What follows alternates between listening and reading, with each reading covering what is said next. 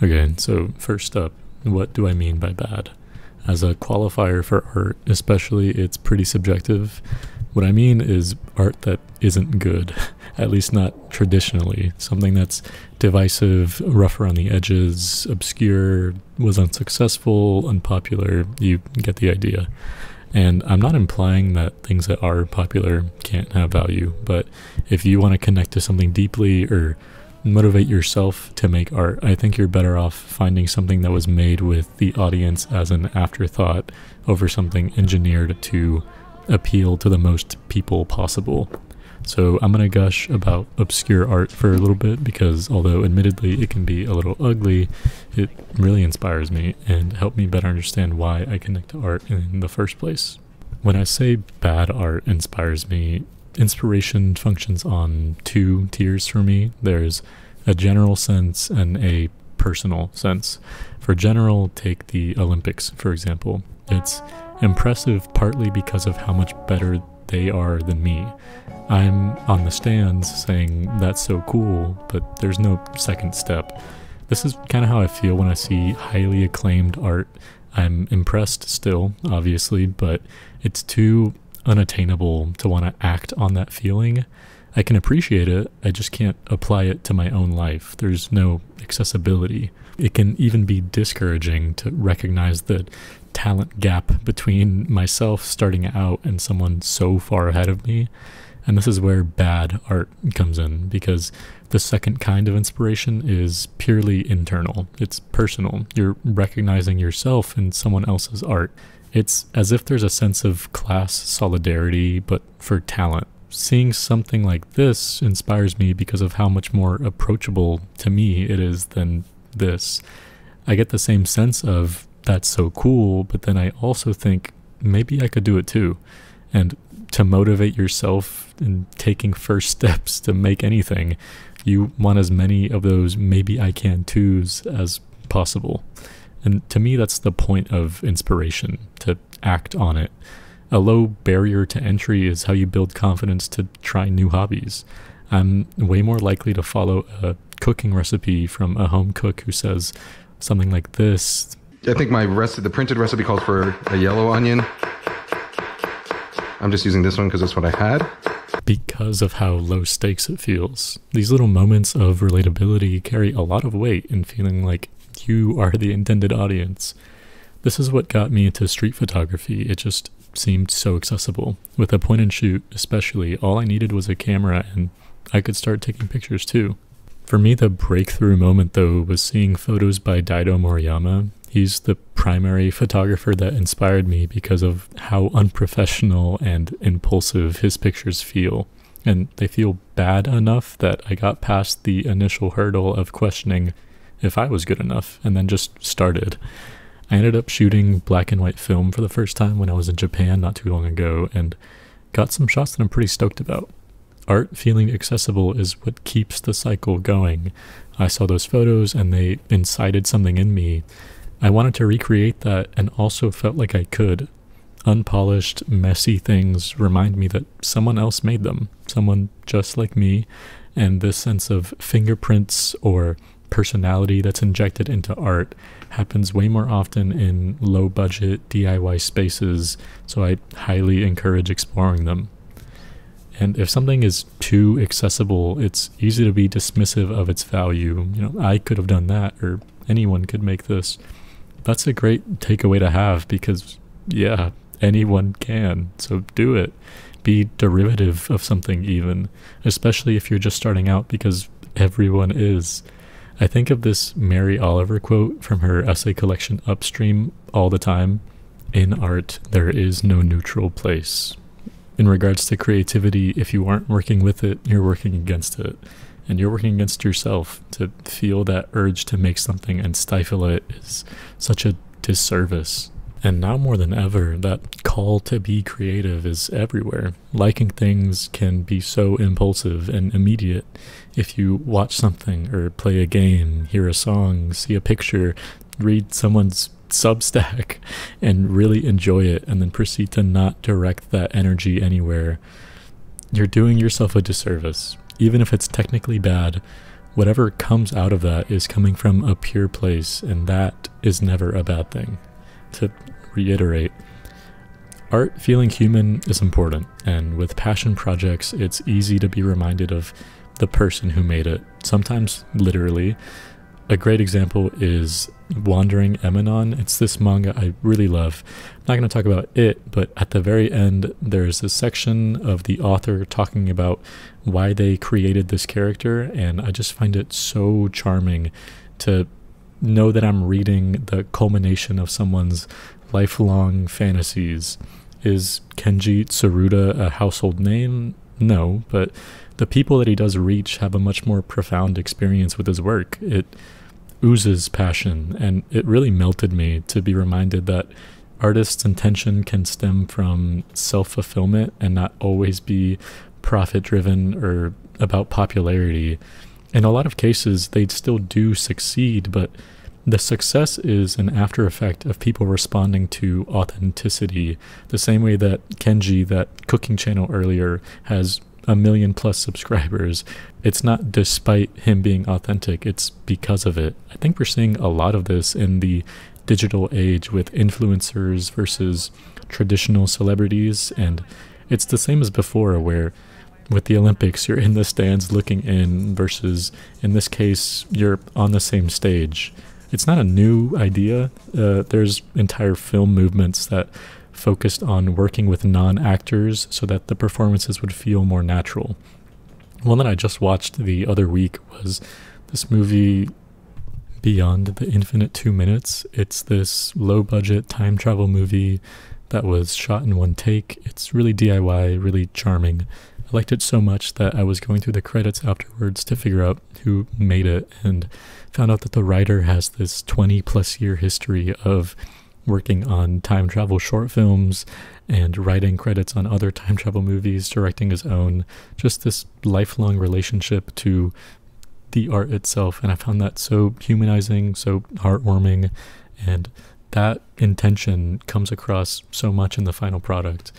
Case in point, I found out that he wrote one of my favorite movies ever, The Night is Short, Walk On Girl, which is so crazy to think about. This human element of art isn't always going to be heartwarming though. Sometimes it even adds to the horror of something. Going back to manga for a minute, the horror genre is figureheaded by Junji Ito, and I want to talk about someone less popular but directly related. They both made adaptations of the same thing, of No Longer Human, but this is Usumaru Furuya. The reason I bring him up is because it is the complete opposite of what the author's note of Eminon made me feel. This also has this, author moment at the end, but it made it 10 times scarier. So I'm not going to talk about No Longer Human. I think the scariest thing that I have ever read comes from a short story collection that he wrote.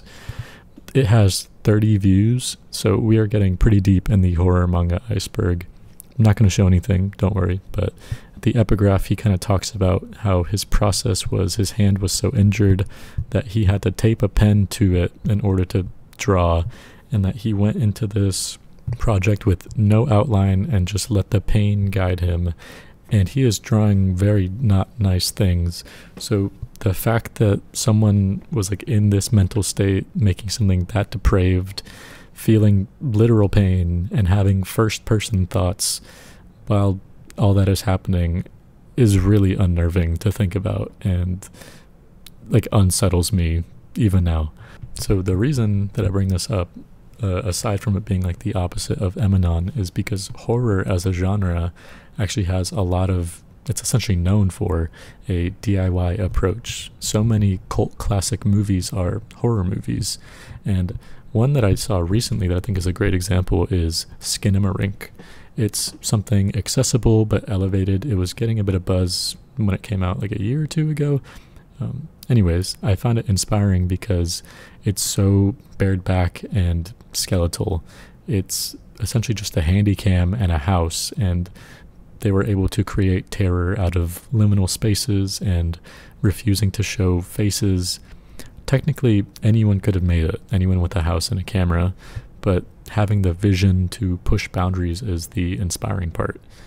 I feel like this for a lot of horror movies where they get to make a lot out of a little, but this idea of kind of grand statement, small resources, or making something profound out of whatever is way more obvious in experimental short films than feature-length horror movies. And before I go into more examples, I feel like I'm kind of getting reference overload here, but I just want to slow down and kind of break down what I mean about simplicity, because simplicity is kind of double-edged. Things being simple in terms of resources needed doesn't necessitate accessibility, which is kind of what I started this as. Just because it's basic doesn't mean it's easily understood or replicatable, and that can be the central conceit of a lot of high, snobby art. It seems simple unless you're highbrow enough to get it. Take something like Pollock or Rothko or Warhol. They're very simple, but if you don't get it, it's too simple that there's no wiggle room left for you to figure it out. Sometimes the takeaway is the opposite. It's how much effort goes into making something, even if it looks simple. This is basically the entire conceit of animation, where you sacrifice and constantly balance detail and complexity because of how hard what you're doing is. Just wanted to preface kind of both of those sides, because short films constantly overlap on both of these extremes. You can get something like Brackage showing a classroom for 2 hours or whatever, or a 3-minute video that took 900 days to draw by hand. And it's not that one is less valuable than the other, but depending on what inspires you, they're a mixed bag. Anyways, short films that inspired me recently are in the first category, actually. Daybreak Express and Bridge a Go-Go. It encourages me to look up and try and recognize the potential that's all around me. Something as simple as a train ride can be completely transformed if you have the vision to do it. Just using color filters and a cool song, this went from mundane to really inspiring. To me, they're just the perfect example of that's so cool, maybe I can do it too kind of inspiration. And in this case, I already did do it too. Again, shout out to that Mary Oliver quote, but act on the impulse. So I watched these, and my takeaway was color filters are really cool and awesome and dope. So I went out and I bought some lavender hued film and took a bunch of pictures, and guess what? They are in fact cool. I just followed that potential and made something and felt accomplished and proud and happy about it. It wasn't hard, and it doesn't have to be. The cycle of art is already complete. This idea of de-skilling art is kind of hard to come to terms with, but effort isn't the be-all, end-all sign of value. In fact, things that take too much effort can make something fall into this weird limbo between both kinds of inspiration, where I'm out on the stands looking in, but I'm thinking I should be on that stage. I'm talking about Takashi Ito in this case for how meticulous and time-consuming his stop-motion short films are. I can't tell when watching them what the limiting factor is, whether it's having the vision to come up with his idea in the first place or the patience and effort to put it all together. On paper, all I would need is a camera, but it just feels so out of reach. And this sense of inspiration also stems from the fact that he's pushing boundaries and defying convention, which is another reason that obscure art is so valuable. Making things that are increasingly niche or deeply personal means that they have a lower chance of succeeding commercially. They still could, but it's important to engage with art that's unpopular, that takes these sorts of risks. The entire idea that making art is a risk, though, led to the biggest takeaway that I've had from appreciating bad art: overcoming a fear of failure. By engaging with it, I'm proving to myself that it's possible to reach an audience despite whatever doubts I have. I'm living vicariously through someone else taking a risk and putting something out there despite knowing it could fail, it could be poorly received, but they decided that it's worth that to unburden themselves of a potential lifelong what if. The second part of the epigraph to that one horror manga I was talking about mentioned something that I found really profound, which is that it was a technical failure but a personal masterpiece. It was very poorly received, very divisive, abrasive, evil, bastard, whatever. But that's why art should be made, as something that's intrinsic to you, as something personal, something challenging that can be a technical failure and also exactly what you needed to make. I was projecting the idea that things being unsuccessful meant that they had failed, but I'm finally realizing that the only way to truly fail in a creative sense is to not create. Making something should be the end goal, especially if you're starting out. Reception is another thing entirely and matters, sure, but shouldn't stop you from deciding if your idea is worth acting on. By learning to see the value in art that's traditionally bad, you can train yourself to feel less reluctant, because that's kind of the point, to make something despite knowing it will be bad, because realistically it will be, and that's okay. Make it anyways. I encourage anyone to find artists that you see yourself in, to consume art that's accessible until you feel a creative spark, and then just act on it. Chances are it'll be in something that's driven by passion instead of profit, so start digging around. It has literally never been easier to find obscure things, but instead of just looking up a list of hidden gems, I think it's worth it to look for yourself, because taste is subjective, and having the starting place be something you already like is a cheat code. So let's say you want to find new music, you're a musician, you want to make something. Okay, so makeshift tutorial.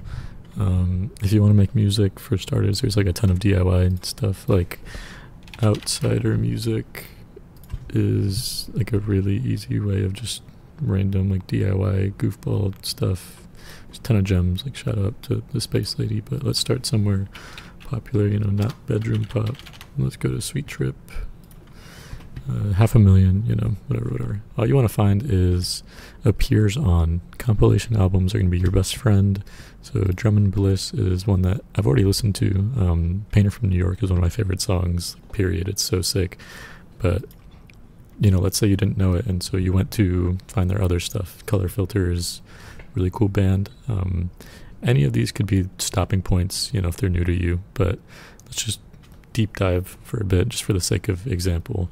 Darla is Sweet Trip's label as well. So Darla 100 is just a compilation album of the label mates. So let's just stop here at Lalipunya, and as you can see, you know, these are places I've been before, because this is how I find music. But you can just explore like features on albums. Like I know that she has a collab with Mary Lattimore. We're already in a really different place. Like this is ambient harp instrumentals, which are really cool, but let's just pretend we went to this album instead. Go through same thing, just going to like features and going to different bands. To Rococo Rot. So from here, I know that they were on this album. The Pastels has like a remix album with a bunch of cool people. Pastels themselves are like a cool band that I like, but same thing, like compilation albums, remix albums, and just see who they collaborate with. Like My Bloody Valentine, Cornelius, Stereolab, really cool. Let's go to the very last one. Jim O'Rourke, don't recognize this, so we're somewhere new. Going to Appears On, and we're at the Warp compilation album. This is like the Aphex Twin label, so Aphex Twin, Pram, Boards of Canada, Stereolab, Autechre, Seafeel, Fortet. Yeah, this is kind of a crazy album, damn. But let's go to Fortet. You know, you could go to comp albums, you could go to remixes, or you could go to side project, and Fortet has a ton of side projects. One of them is like in Wingdings, like the font. I don't see them. I know I have it in my last playlist though, kind of cheating, but KH is a Fortet side project. Really cool. Obviously, like in my last playlist, I've been listening to it myself, but maybe I can find another one. There's like a bunch of like obscure random text font stuff, like this Morse code one, or Barcode is another cool one that make like electronic music. This one, I don't know what this is called, but these are places I've been before. I personally do this to find new music. I think it's really cool. Just kind of follow deep dive, like rabbit hole of related artists. So this one is the Fortet one I was talking about. And then you just kind of keep going. Now we're back at Sweet Trip. You know, the circle is complete. You can do this for anything. For music, for movies, you could do this on Letterboxd, on Goodreads for books, maybe. I haven't personally done that. But yeah, if you dig deep enough, if you start with something you like, just following this little like breadcrumb trail, can't talk, will lead you to cool places. So yeah. Anyways, you get the idea. Find something that you like, dive deeper until you find something that you love. Basically, go find art, go make art. Peace and love.